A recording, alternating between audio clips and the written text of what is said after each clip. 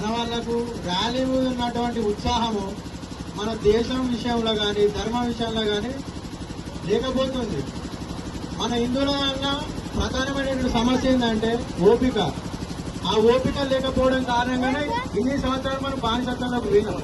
దయచేసి ఇప్పుడు కార్యదర్శి గారు చెప్పినటువంటి విషయాలను మనం దృష్టి ఉంచుకోవాలి. శ్రీరామనవమి ఈ రోజు ఇంత ఘనంగా చేసుకుంటున్నామంటే అయోధ్యలో మన శ్రీరాముడు జన్మించినటువంటి ఆ స్థలంలో ఆ యొక్క మందిర నిర్మాణం కోసం గత 500 సంవత్సరాలుగా హిందూ సమాజము పోరాటం చేస్తే 2024 జనవరి 22న ఆ యొక్క రాముని యొక్క ప్రతిష్ట కార్యక్రమం జరిగింది. ఆ యొక్క ప్రతిష్ట కార్యక్రమం కోసం దాదాపు 4,50,000 మంది ప్రాణ త్యాగాలు చేస్తే ఆ యొక్క ఘట్టం మనం నెరవేర్చుకున్నాము. ఆ యొక్క సంఘటన ప్రపంచంలోని హిందువుల యొక్క శక్తి మనం తెలపడం జరిగింది.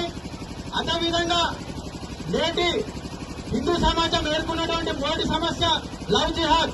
హిందూ అమ్మాయిలను ఈ దేశాన్ని మళ్లీ తిరిగి బానిసత్వంలోకి నెట్టి ఇస్లాం దేశంగా మార్చడానికి లవ్ జిహాద్ పేరుతోటి మతం మార్చు ఈ దేశంలోని అమ్మాయిలను సంవత్సరానికి 5 లక్షల మందిగా మత మార్పిడి చేయబడుతున్నారు.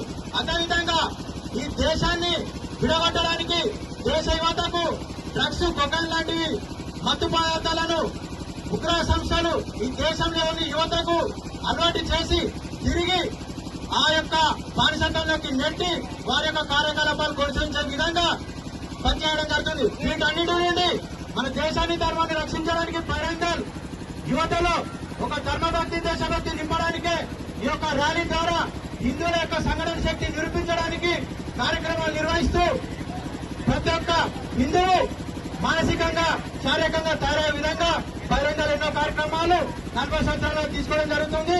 అందులో భాగంగానే ఈ యొక్క ర్యాలీ ద్వారా రాబోయే ఏప్రిల్ 12వ తారీఖున దేశవ్యాప్తంగా హనుమాన్ జయంతి తోటి మన దేశంలోని యువతను మేల్కొల్పి దేశ ధర్మ రక్షణ కోసం పనిచేయాలని బహిరంగ పిలుపునిస్తుంది. జై శ్రీరామ్.